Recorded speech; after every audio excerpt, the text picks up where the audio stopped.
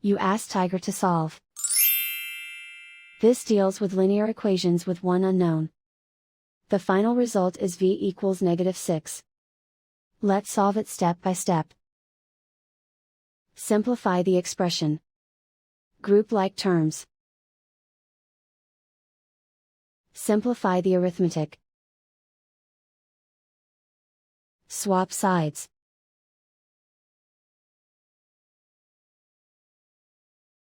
Group all constants on the right side of the equation. Add 8 to both sides.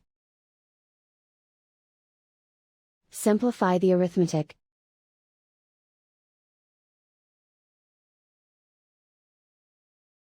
Isolate the v. Divide both sides by -4. Cancel out the negatives. Simplify the fraction. Move the negative sign from the denominator to the numerator.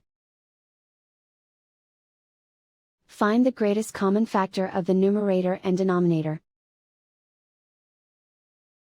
Factor out and cancel the greatest common factor. And so the final result is v equals -6.